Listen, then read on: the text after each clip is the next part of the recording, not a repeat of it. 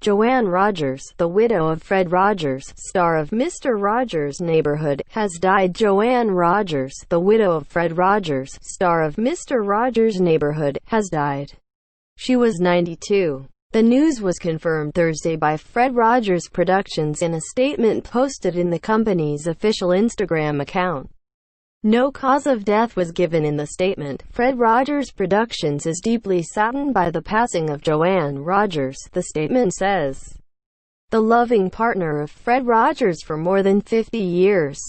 She continued their shared commitment to supporting children and families after his death as chair of the board of Fred Rogers Productions. Joanne was a brilliant and accomplished musician, a wonderful advocate for the arts, and a dear friend to everyone in our organization. We extend our heartfelt condolences to Joanne's family and the thousands of people who had the privilege of knowing and loving her, the statement says. Feds warn extremists may be emboldened to carry out additional attacks after Capitol insurrection. Federal law enforcement officials are warning that domestic extremists are likely more emboldened to carry out attacks on President-elect Joe Biden's upcoming inauguration and throughout 2021 after seeing the success of last week's siege on the U.S. Capitol. The threat is further complicating an already monumental challenge facing law enforcement agencies tasked with securing Washington in the coming days.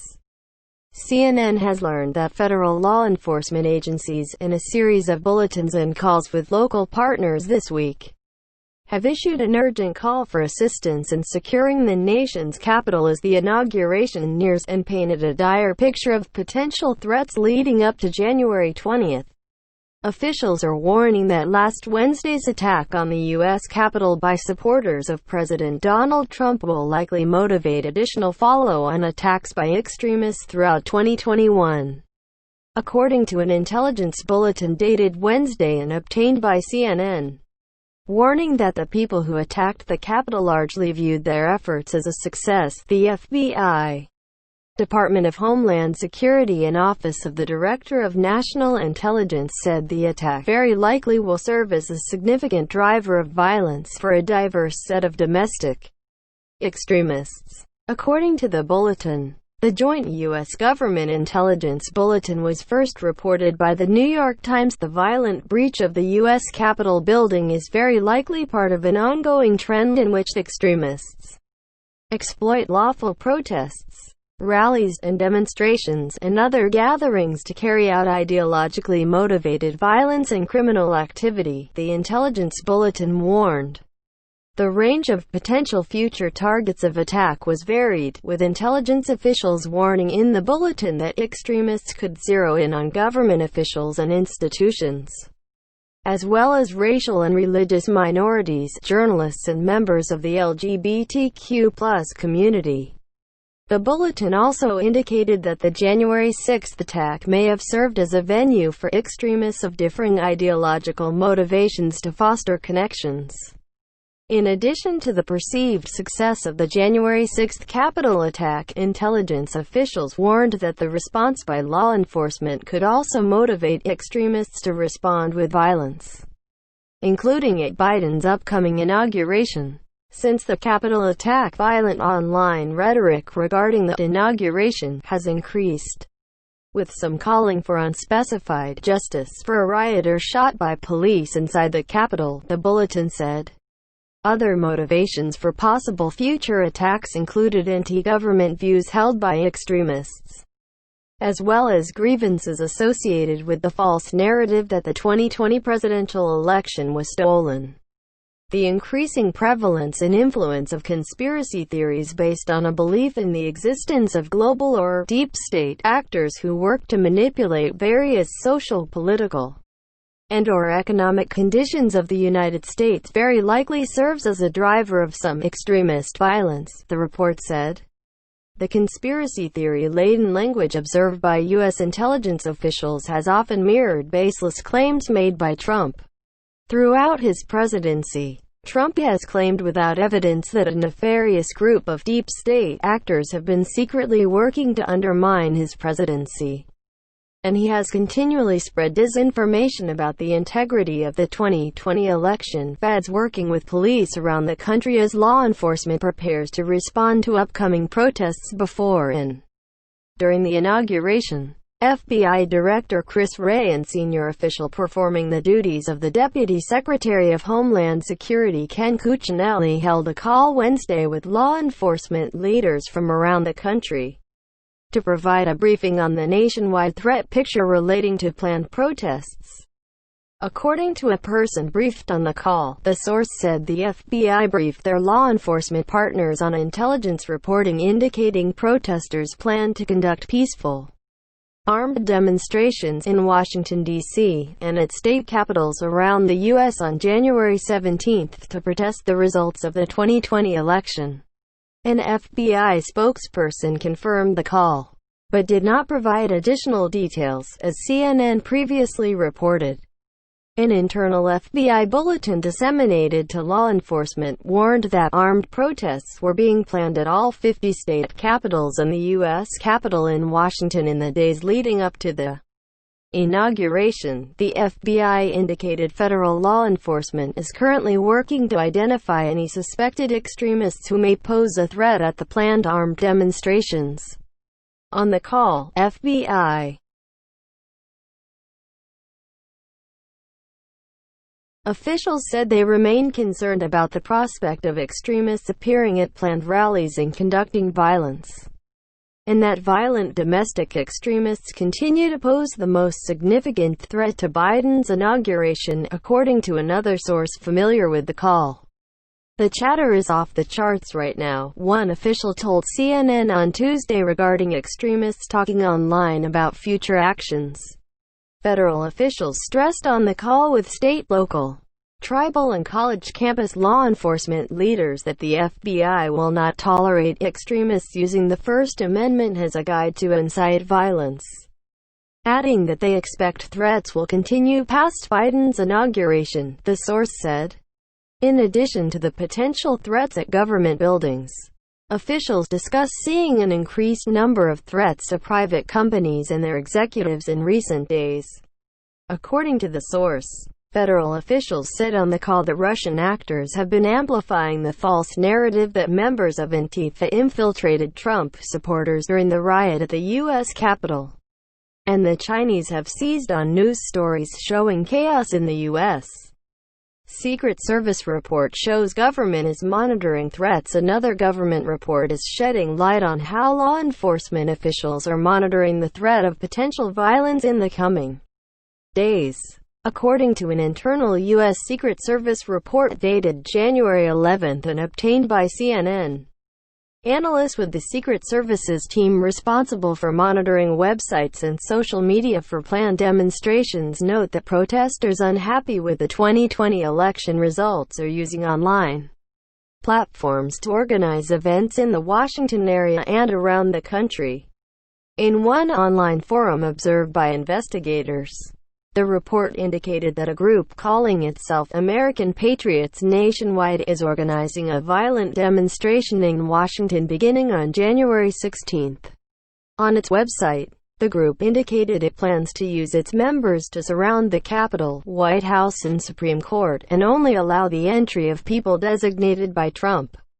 The Secret Service report said the American Patriots Nationwide group also planned to detain Democratic politicians who played a role in planning or executing or supporting the attempted coup of the United States of America from 2016 to 2020.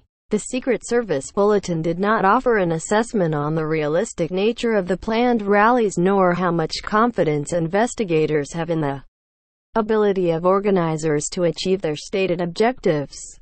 According to the report, groups associated with the Boogaloo movement plan to host an armed march from the Washington Monument to the White House and encouraged its members to bring weapons. Other separate events noted in the Secret Service report similarly encouraged protest attendees to come armed, although organizers did not explicitly encourage violence. The District of Columbia has some of the strictest gun laws in the country, and the open carrying of firearms is prohibited. For Inauguration Day, The Secret Service report indicated that analysts identified more than 35 rallies being planned online around Washington. One event dubbed the Million Militia March encouraged attendees to bring weapons. The group claims they will not attack but will defend, the Secret Service report noted. As part of its protective mission, the Secret Service routinely reviews so-called open-source intelligence to review planned rallies and protests staged near official events. The Secret Service report obtained by CNN indicated that recent efforts by social media companies to suspend users engaged in election-related disinformation has, in effect, hindered the ability of analysts to identify some details of planned inauguration protests. Not all of the planned demonstrations listed in the Secret Service report were pro-Trump. According to analysts, one group is planning a rally called "Smoking to Trump's Sorrow," in which attendees will join together to smoke marijuana and celebrate the end of Trump's presidency. Another planned DC event, dubbed the "Lesbian U-Haul Trump Out Parade," is being organized to help move Trump out of the White House. Although the Secret Service did not indicate what logistics the group planned to employ to accomplish its stated goal.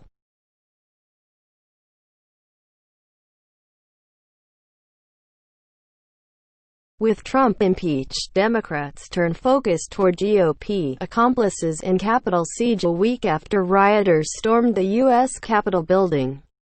Investigators are trying to determine whether one of the biggest threats to lawmakers that day emanated from within Congress itself.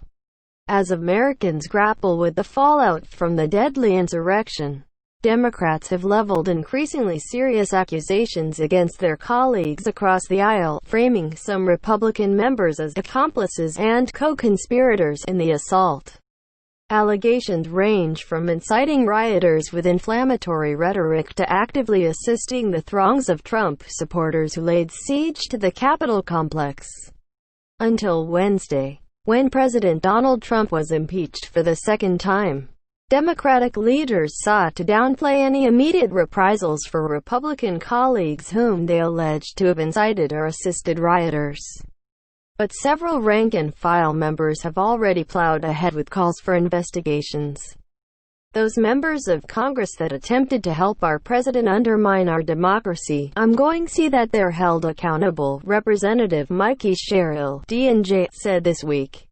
More. Democrats demand probe into nature of Capitol tours on day before assault. Sherrill, a former U.S. Navy helicopter pilot and former federal prosecutor, led a coalition of more than 30 Democrats who signed on to a letter requesting an immediate investigation into suspicious behavior and access for some visitors the day before the Capitol assault, alleging that unnamed lawmakers led an extremely high number of outside groups through the building on what they say could have been reconnaissance tours. Members of the group that attacked the Capitol seemed to have an unusually detailed knowledge of the layout of the Capitol complex, Sherrill and her co-signers wrote to the House and Senate sergeants-at-arms in the U.S. Capitol Police on Thursday. At least one Republican lawmaker confirmed what Democrats said they witnessed the day before, but urged caution before assigning blame to one party. I definitely saw folks in the hallways who were not members that were clearly here as guests on Tuesday, said Representative Peter Meyer, R. Mich. I think it's important we not jump to conclusions before there's a full investigation. Democrats have not explicitly accused any members or even made a specific reference to Republicans. Nor have they made any specific allegation that members leading the tours were privy to any plans to attack the Capitol the next day. 3 senior GOP leadership aides and a public information officer for the U.S. Capitol Police did not respond to a request for comment from ABC News. While no specific allegations have been made regarding lawmakers' actions prior to the attack, Democrats have raised concern with the actions of at least one Republican lawmaker during the riot. As protesters stormed the grounds, Representative Lauren Boebert, R. Colo, an outspoken gun rights advocate who had previously boasted about carrying her firearm onto Capitol grounds, tweeted about Pelosi's removal from the House chambers by security. Democrats expressed alarm at her apparent disregard for officials' instructions not to disclose information about members' whereabouts. Lauren Boebert was told by the sergeant of arms in the chamber to not make any social media posts. Rep. Eric Swalwell, G. Califf, tweeted in response. It was said repeatedly. She defied it because she is more closely aligned with the terrorists than the Patriots. Boebert, in a statement, denied wrongdoing and decried Democrats' false accusations of inciting the type of violence they have so frequently and transparently supported in the past. Other Democrats have called for investigations into the inflammatory language some members used in the days and weeks leading up to Jan. 6, and what role that might have played in inciting the riots. Representative Cori Bush, D. Missouri, issued a resolution on Monday to initiate investigations for removal of the members who attempted to overturn the results of the election and incited a white supremacist attempted coup. Rep. Jason Crow, D. Colorado, also penned a letter requesting that the Government Accountability Office examine the impact of rhetoric by government and elected officials that contributed to or led to the insurrection. More. Authorities tracking multiple threats for a week of siege after Capitol breach. In December, Representative Madison Cawthorn, RNC, encouraged supporters to call your congressman and lightly threaten them if they did not support blocking President-elect Joe Biden's election certification. On the eve of the January 6 rally, Rep. Marjorie Taylor Greene, RGOP, declared, "This is our 1776 moment." And addressing protesters just hours before they laid siege to the Capitol, Representative Mo Brooks, R. said, "Today is the day American patriots start taking down names and kicking ass," though he later claimed the bulk of his remarks were pulled from often used prior speeches. Some of those who appeared eager to rev up supporters in the days leading up the riots, including Brooks, have sought to distance themselves from the violence. Our message was hijacked by people whose illegal breach of the Capitol did a great disservice to our cause in America, Brooks said in a statement following the attack. Those who engaged in illegal conduct should be ashamed of themselves because their attack on the U.S. Capitol destroyed 2 months of debate and work. Despite growing calls from caucus members, Democratic leaders have so far played down expectations for immediate action against Republican lawmakers, arguing that the focus should remain on removing Trump from office. More. Republicans decry new metal detectors off House floor, citing Second Amendment rights. "We will bring the rioters to justice. Their accomplices in this House will be held responsible," Representative Jerry Nadler, D. New York, the chairman of the House Judiciary Committee, said Wednesday. "But today, we must focus on the gravest threat first." President Trump, Representative Steny Hoyer, DMD, the second-ranking Democrat in the House, told reporters Wednesday that there will be time to deal with potential action against Republicans who may have incited rioters. "Right now, we're dealing with the President of the United States," Hoyer said.